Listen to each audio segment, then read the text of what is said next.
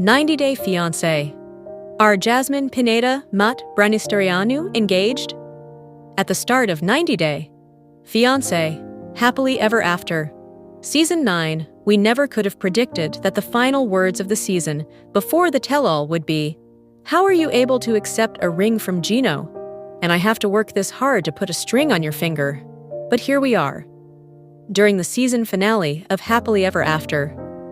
Before the highly anticipated 4-part tell-all, Jasmine Pineda's partner and the father of her child, Mat Branistareanu, got down on one knee, asking her to marry him. Of course, at the time, she was still legally married to Gino Palazzolo. Find out more about their divorce here. But the sentiment still stands. 90-Day Fiancé, Happily Ever After. Georgie and Darcy discuss having children and their future together. In the newest episode of 90-Day Fiancé, Happily Ever After, Darcy and Georgie's marriage took another nosedive. What began as a chill conversation about maybe having kids turned into a screaming match. The whole thing blew up as he attempted to explain how his family back in Bulgaria continues pressuring him to have children. All of a sudden, the room was filled with shouts, tears, and a big question. Are they still on the same team? In November 2023, they tied the knot in a charming little ceremony, but things haven't been easy since. Even Georgie's sister, who acts as the official family baby boss, is always making fun of him for not having children. For anyone new here, 90-Day Fiancé follows couples racing against the clock to marry within 90 days on a K-1 visa. 90-Day Fiancé, Happily Ever After sticks around to see if those love stories actually survive.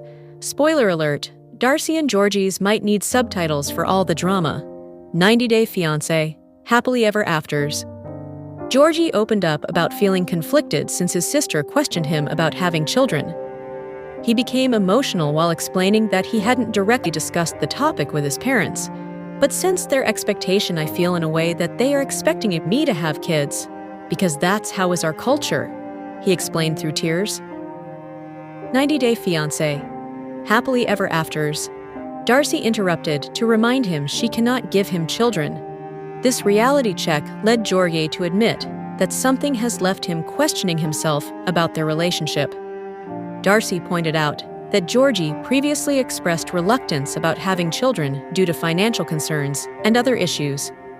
Georgie replied that he is bringing up the subject now because it affects him as her spouse and as a friend.